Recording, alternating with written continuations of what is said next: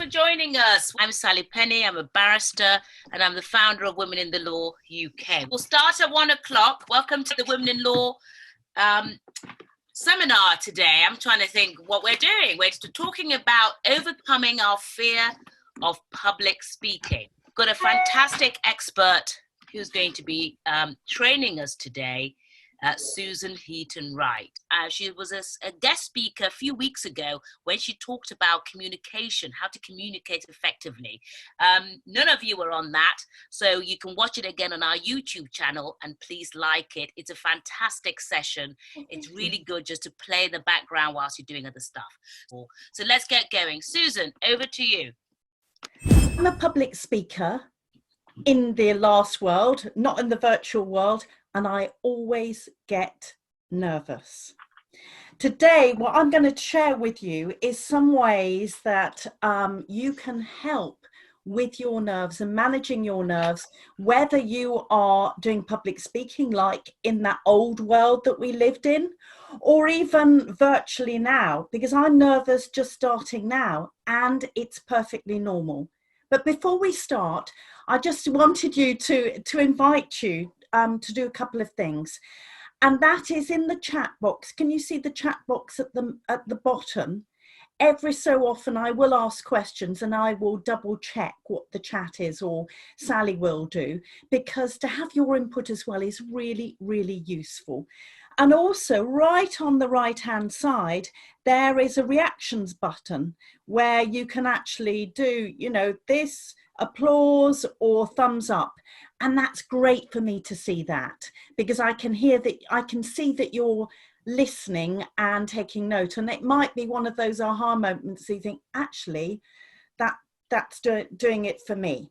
So let me share my slides. I'm a speaker, among other things, and I always get nervous before I speak. When I was young, I was one of those kids at school that would get really, really nervous, even if I was speaking in class. I don't know if you're one of those people that would dread it going around the class and you had to read a paragraph in front of the rest of the class, and I would count the number of people ahead of me and how many minutes before the bell was going to go. I think I do have a little bit of dyslexia, and people would laugh at me at the way I pronounce things. And I had that dread even when I went to my first job interview at WH Smith to be a Saturday girl. And they asked me lots of questions and I didn't even answer. They didn't even bother to call me to say that I hadn't got the job. That's sad, really. And then at 17, I was a prefect at the girls' school I went to, and I paid somebody else to do the prayers for me. You had to lead the prayers, and it was just too much for me. Even at university in my first year, in my tutorial group, I was terrified when I had to present in front of the other people in the tutorial group. There were 3 other people and the tutor. I would get so nervous. Yet I went on, when I was a little bit older, to train to be a professional opera singer, and I sang in concerts as a soloist throughout the UK and in Europe. On occasions, the audiences were up to 3,000 people. And how did I do it? Over the time and looking back so that I can analyze it, I don't believe that I had the tools to be able to manage my fear and also use it in a positive way. But also I learned things from, my training, technical things that I will share with you over the time.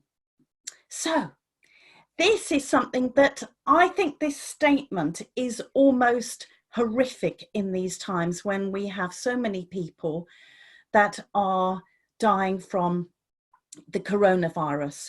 But consistently, and obviously it depends on the survey, people believe that speaking in public is worse than death. I mean, I think it's extraordinary. The there's a joke about preferring to be in the coffin than reading the eulogy at a funeral. I mean, this sort of thing, I feel that it's crazy. But does anybody else feel like that when they're having to do some public speaking? Anybody? I can't actually see the thumbs up at this moment. But if you think that this is you are in the majority. We all feel this. And the first thing that I would say is that we are all public speaking anyway. I believe that as soon as you are not speaking to yourself, you are public speaking, and it is a case of scaling it up. And I would suspect that you are thinking that public speaking is in front of hundreds of people, yet we can be public speaking in front of 10 people, 10 colleagues, or 20 people, and that is still public speaking.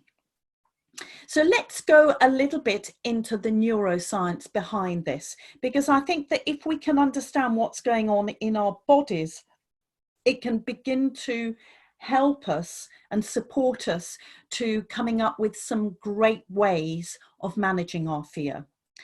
It is thought, and neuroscience is a very new science, so there are discoveries all the time, that there is a small area in the brain called the amygdala, and it is a little tiny almond-shaped area, and it's thought that this area controls the fear, the feelings of fear.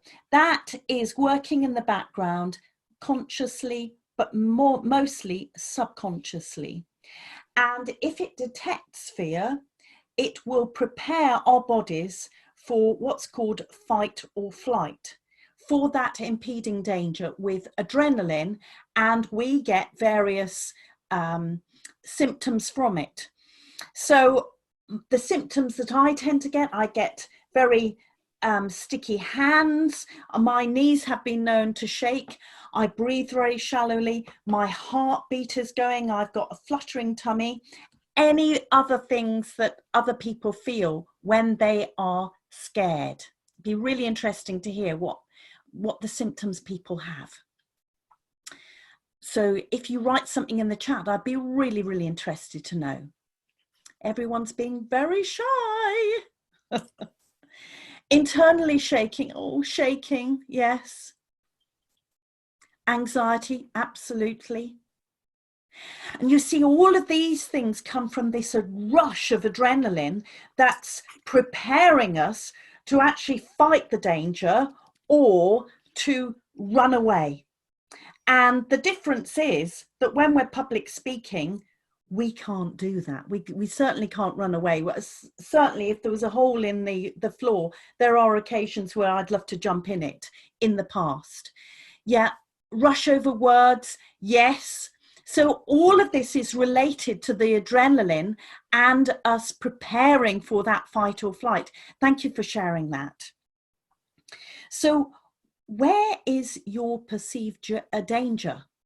Our perceived danger is our audience, isn't it? Now, it could be our peers, it could be people that aren't going to agree with what we say, that we're going to let ourselves down, that we're going to make a fool of ourselves. I worked with a consultant in the NHS, and her perceived fear, which actually was really real, was that her colleagues at the same level sometimes wanted to score a point over her in what she said, which is an interesting one. We can go back to that a little bit later.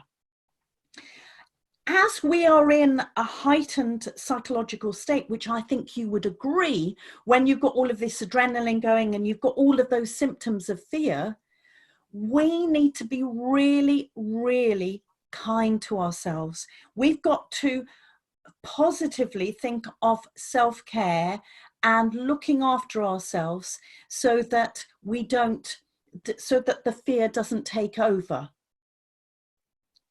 And I will talk about that a little bit later with a rider thing. But let's go back to fear. because there are certain situations where we deliberately put ourselves into fearful situations. There are extreme sports like jumping off a cliff and there happens to be a parachute there. Part of the thing is that you're fearful beforehand, but it's enjoyable. Likewise, going on a roller coaster or horror movies even. There is this dual thing, isn't this? You know you're going to be frightened, but actually it's fun. And one thing that you can do if you're going to be speaking or if you're going to be doing a webinar like I'm doing, as well as feeling fearful, is to reframe it and to change your mindset and think, actually, this is going to be really good fun. I've got some great content I'm going to be sharing with other people, and I'm really, really going to enjoy it. Now, there is a really, really interesting thing that goes on in our brains, and we can find this when we have got a target or we've got a very clear vision. When I will use one of my stories here because it worked and it is totally relevant to this.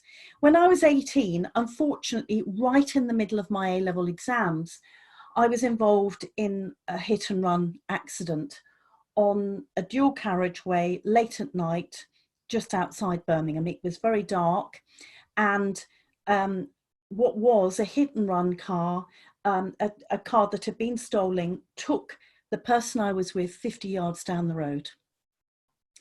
And there was nobody about, and I remember flagging down other cars, and eventually I got help and everything else. But 2 days later, I had to go back and sit the rest of my A-levels. Now, I had a really, really clear vision. Only looking back on this now, I really wanted to get to the university where I had applied and got an offer for. And yes, I could have bailed out and stayed in bed because in fact I was badly bruised. Obviously I was very, very traumatized. I knew everybody would point at me and be, oh, Susan's blah, blah, blah, all of that stuff. But I just focused on what the end goal was, which was getting into this university, because otherwise I'd have had to repeat the year, because it was back in the old days when you didn't go by your predicted grades. And actually what happens psychologically is if we have got that very clear target, that can override any fear or that little voice that's going on, oh, you know, why not stay in bed because actually you don't feel very well. But if you've got that target, it can override that fear that you can have. Obviously, it doesn't totally override it, but this is a really, really good way for you to focus. So if you are doing a presentation or you're doing a webinar or you're doing a public speaking engagement, think about the end target. Think about, do you know, I really want to share some great content with people, or I know that this is going to be a game changer for me. I will get really good marks towards my degree, or this might be the game changer that could really raise my profile within my firm so it can put me in a good place when there are promotions to partner. It's a very, very powerful thing to think. And at this point, I'm going to flag up my friend, Dr. Linda Shaw. I did a brilliant neuroscience course with her. It goes into real depth. It wasn't a 1 hour thing. It was, you know, a whole week, a lot of in-depth stuff. And quite often, I will go back and ask her questions. And that is one thing, she enlightened me to the fact that some of the things that have happened to me, I knew instinctively what to do. I've just got that gene. But a lot of these things, we can actually change the way that we are approaching fear by being aware of what's going on in the brain. So another thing, I would be a very, very rich lady buying some very, very posh handbags and shoes and clothes if I got money for every time people contact me and say, can you work with me on public speaking? Well, what are you going to say? I don't know what I'm going to talk about. Guess what? You are all experts at what you do. You've got the content there. But so often we approach it and think, oh, you know, we'll attend that meeting, which is also public speaking. We will do that webinar without any preparation because it's in my head. But those people that were on the last webinar, and I know that there was nobody on this one, but watch it. I talk a little bit in content about making sure that you've got a really good structure to what you say. Otherwise you're waffling. And when you start waffling, that's the time when the heart can start beating, because we can see the audience all getting bored and looking at their phones and things like that. So really be clear about what you are going to say. It makes a real difference from a fear perspective. And if in the last couple of minutes you are planning what you're going to say, you are going to be in a heightened physical state of fear, and you're not going to be able to take that in. Just a little hint. Now then, I obviously went to music college to study opera as a postgrad, and I managed to get the dream job. No idea how.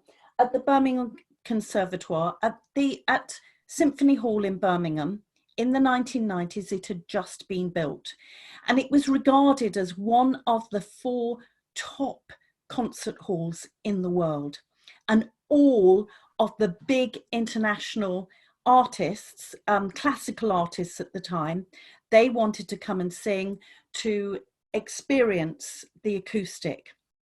One such lady was one of my all-time favourite opera singers, Jessie Norman. And I was called in a month before she came to say, Susan, can you make sure that you are on this date? Put it in your diary now, because I want you looking after Miss Norman. And by the way, here is an 18-page contract that you need to sign to make sure that you treat her in the correct way.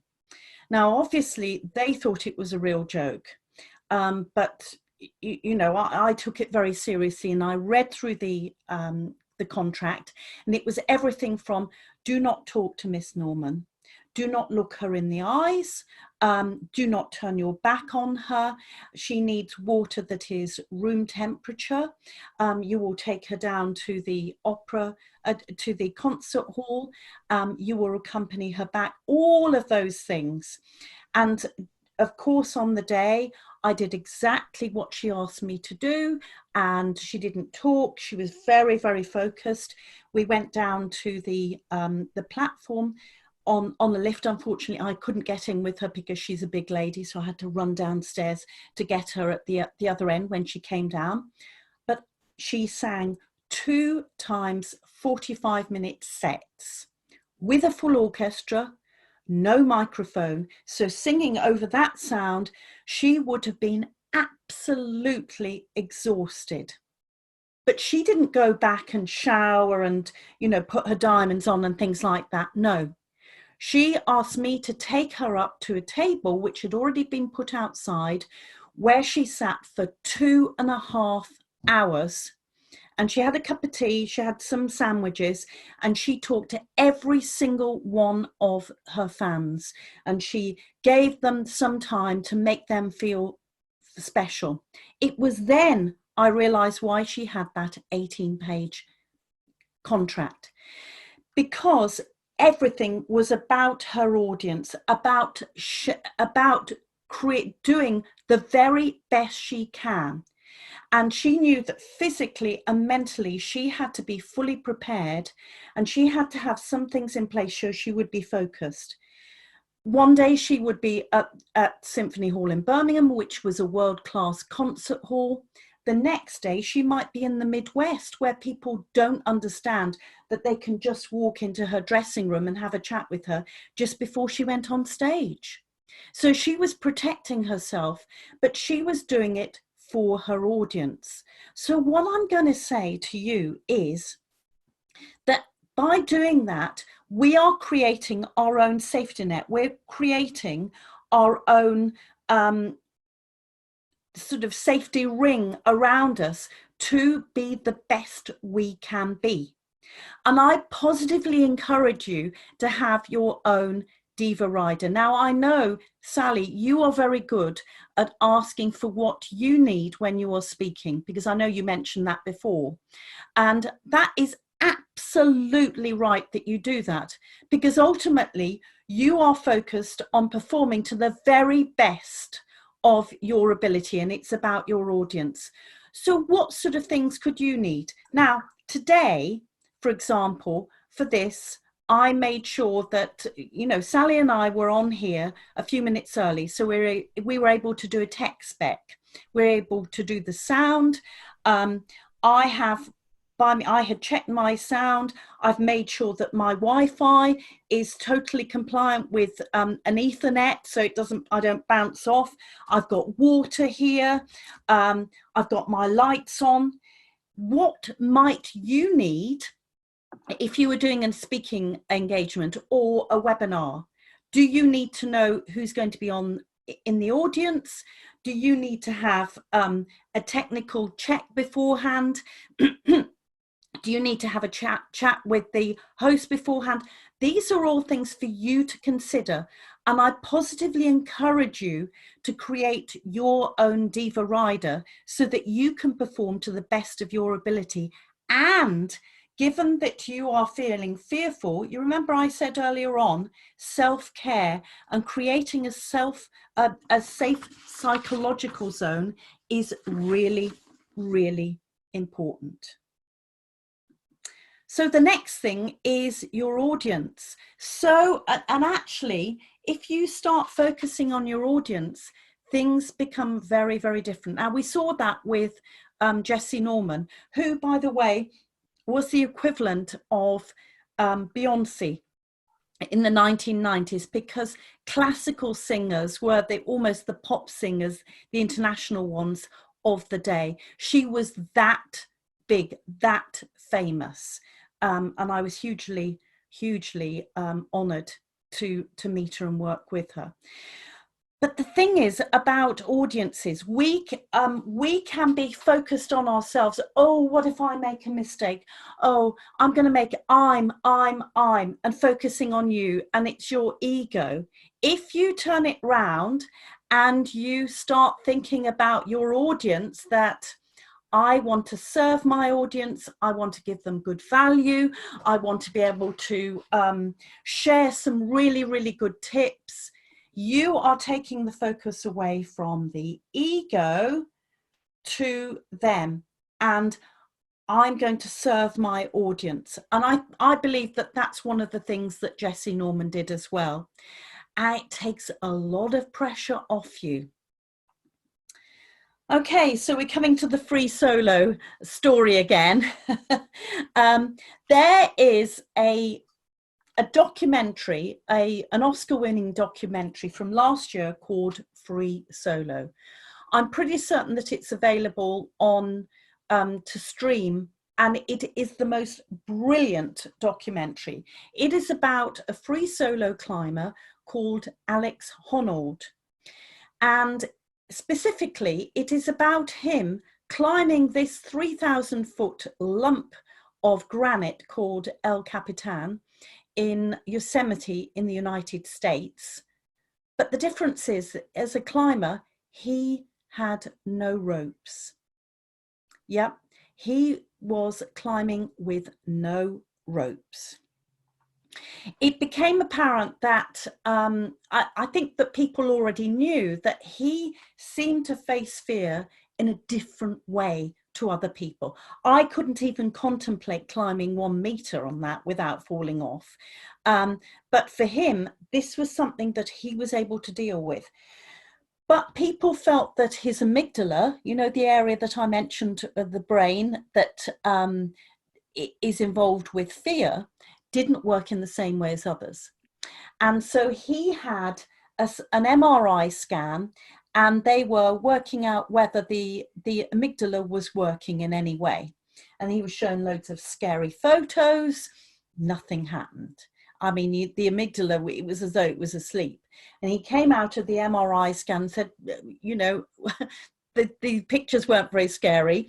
And the doctors, they concluded that his amygdala needed more stimulus than an average person in order to for him to feel fear.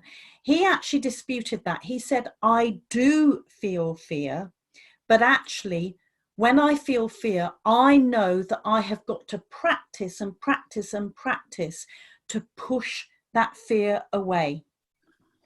And throughout the documentary, he is constantly practicing little parts of the climb with ropes, and he would go through it time and time and time again, because of course when he actually climbed it, if he made a mistake, that would be the end of him, unfortunately. And in the documentary, he actually started climbing and stopped halfway through because he wasn't totally confident that he would be able to do the next bit. So he was actually using fear. And one more thing, as well as pushing the fear away, he did say that there were colleagues of his who were also free solo climbers who hadn't listened to their fear on easier climbs, and it was then that they made their mistake. Now I'm going to hold my hand up here. There are occasions when I don't feel as fearful before public speaking, and perhaps I don't do quite as much preparation as I would normally do. And it's on those occasions that I don't believe that I do as well. So if we use fear in a positive way, that this really prompts us to think about being properly prepared, that can only be a good thing. And in fact, at the end, I've got access to the app. There is a whole article about Alex Honnold and that MRI scan. It goes into things in more detail. So my next thing would be to really, really practice, really know what you're going to do. In my case, I've got all of my notes here, and I've practiced them so that it all flows. Okay. Unfortunately, because we're in a virtual situation, we aren't able to do this. If I were face to face, we'd be doing some work on this. But most performers warm up beforehand. They warm up physically, they warm up their mind so that they are really focused. I'm sure that you've seen sports on the television. Wimbledon, there are tennis players, you know, people like Nadal. He has a little routine that he goes through before he serves every time. There are rugby players, I love rugby, and they will do lots of warming up before the match, and they're throwing the balls around and putting their legs up and down and all, you know, all of that sort of stuff. Of course, from the crowd's perspective, it's part of us warming up and part of the anticipation of the match, but it's part of their routine to get focused. And from a point of view of when I was a singer and other stage performers, there are routines that we go through to warm up, get rid of tension in our bodies, to get our voice moving. And I have put in the app a warm up that I do, and there are a couple of links of me breathing and things like that, but I would highly recommend that you spend a couple of minutes, even if it's in the bathroom, the cloakroom beforehand, just to help you get focused. And I'm going to share one little exercise that I do, and you can breathe in for 4, 1, 2, 3, 4. Hold your breath for 5, 1, 2, 3, 4, 5, and breathe out for 6, 1, 2, 3, 4, 5, 6. And if you do that 5 times and literally focus on your breath, you can clear your mind and you can get some energy into your body. But here's another thing. Who has come across Amy Cuddy before? Again, I think what I might do is to put the link to her TED Talk in the app. Basically, she is a social psychologist. And she quite rightly says that when we see other people, we make a decision on their, you know, how senior they are, how confident they are, and based on their body language.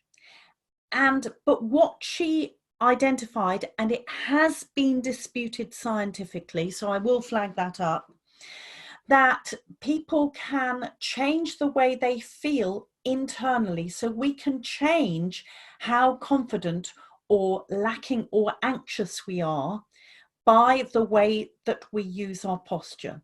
So if we have open posture and making the most of our space, she identified that we secrete endorphins in our brain, and these are feel-good, confidence type chemicals that help us if we're just about to do some public speaking. Likewise, if we went back to that slide where there's that bloke looking over his notes and it's all closed body language, she identified that that sort of posture would secrete cortisol, which is a stress hormone.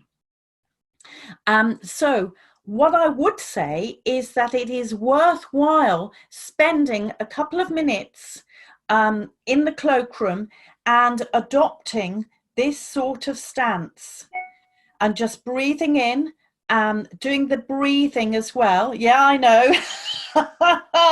Yeah, let's all do it. And it does work. I've even got my thing here.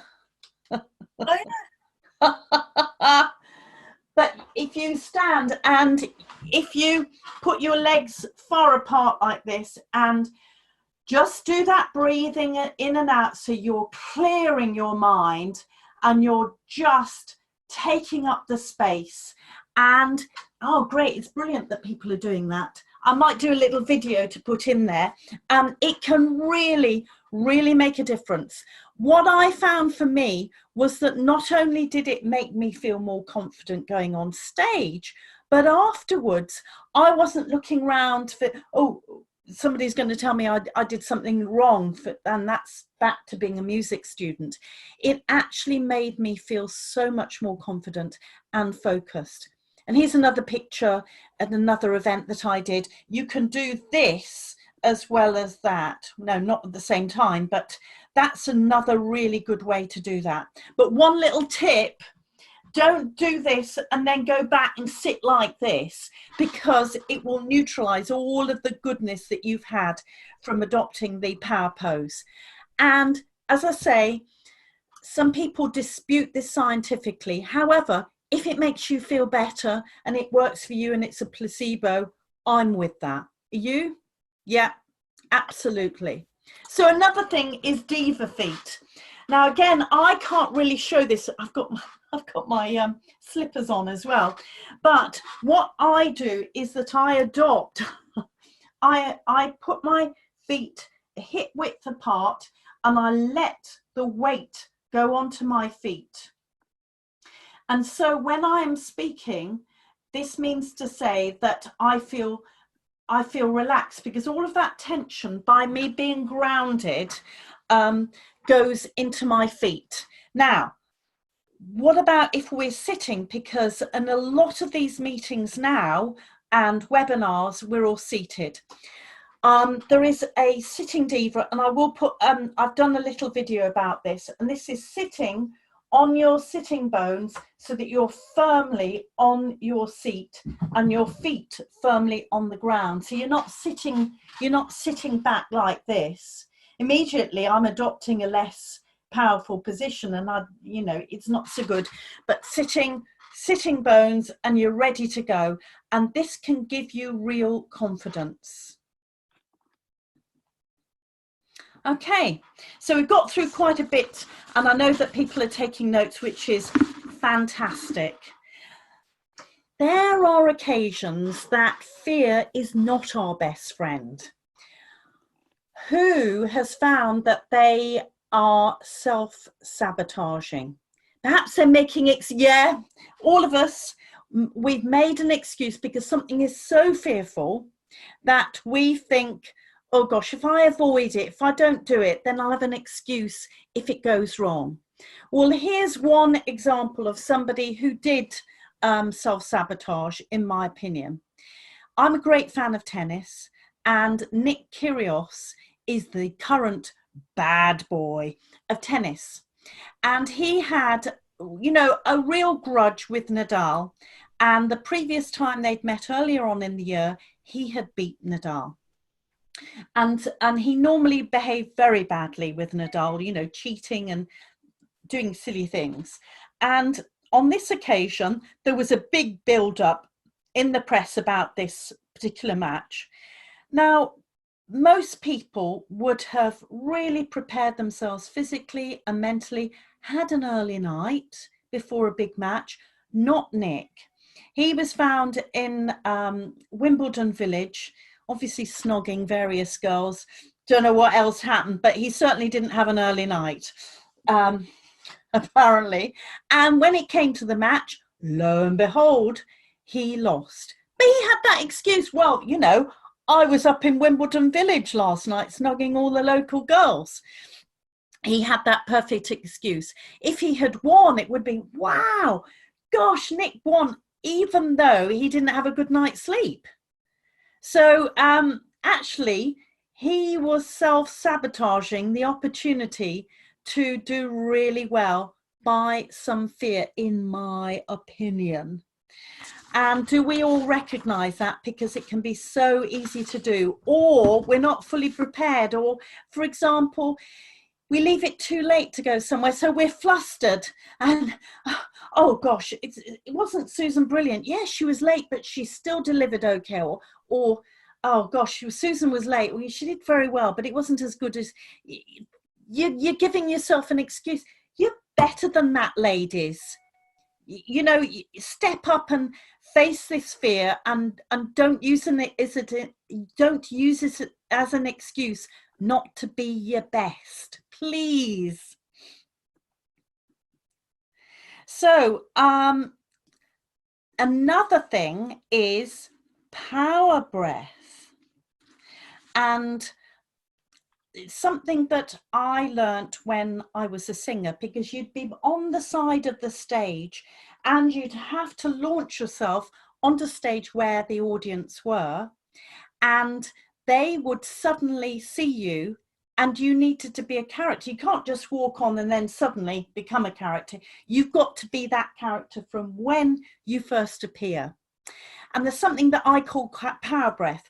We can breathe in just before we start, and it can make us, as we want to I'm not phrase that very well, we can create a character from that. So I could breathe in a very timid way, and what happens is that our body reflects that, or I can breathe in a confident way.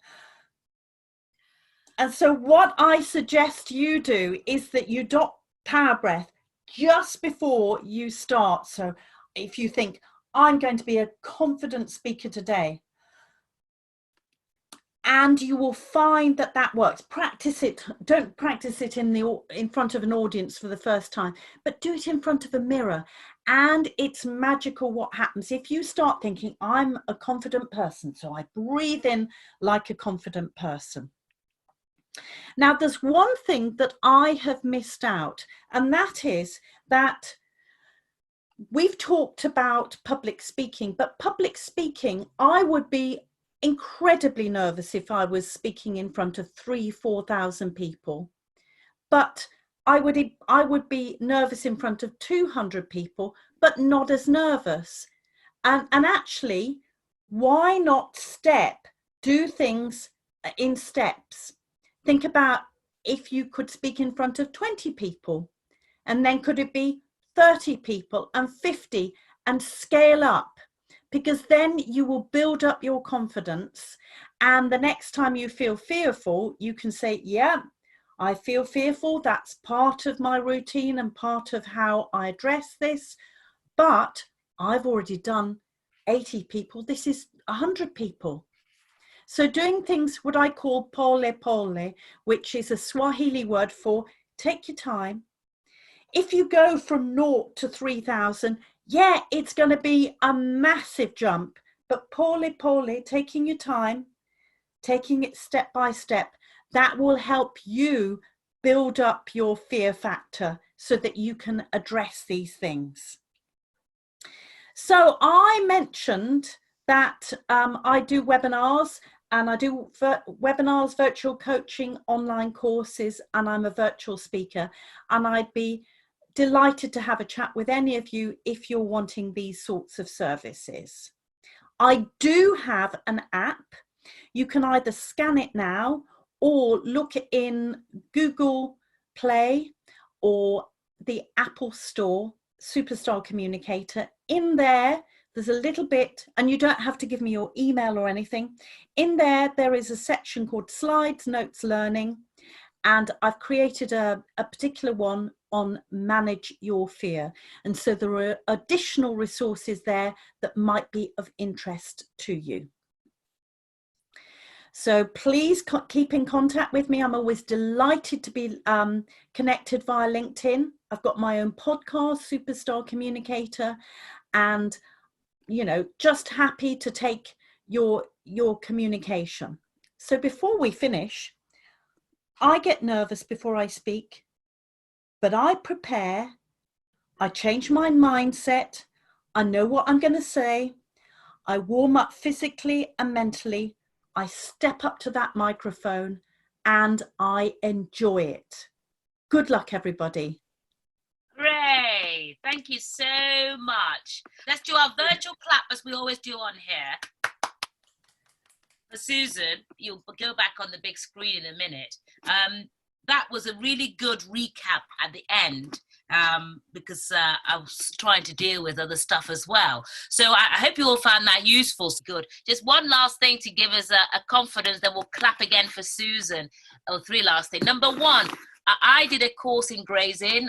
I'm a barrister, as you all know. I practice law. And Baroness Hale was on this course. It was a bit like this. I know her well anyway, but I was very surprised to see a Supreme Court judge. Remember, she's not on her feet arguing cases like I am. It was full of loads of judges. And it just goes to show that even, those the highest and the top of the food chain still want to better themselves. Yeah. And so she said, well, I know I sit down most of the time. I'm not in advocacy like you, but actually I need to modulate my voice, and I need to, present, because it is public speaking, reading out judgments, as we all saw in the prorogation case. And it's always stuck with me. So every now and again, she sends messages saying, are you doing your vocal exercises in the shower? I'm thinking, what are you on about?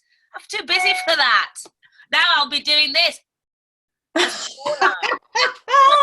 I wonder if just before we clap off Susan, tonight is a book club. Our book club's the last Friday of every month. We're just talking about my book. If you want to join me with a glass of wine and ask questions about the book, it'll be nice to see you. The first thing, next week, we've got loads of stuff going on. We're learning about networking online, which is worse than death, and a whole load of other things. So check it out. Tuesday, we're learning to be happier. So there's all sorts going on. Of course, there's Thursday nights, which are the really informal ones. The book club's very easy. Come and join us. And then the next book we'll be reading, we'll announce it then.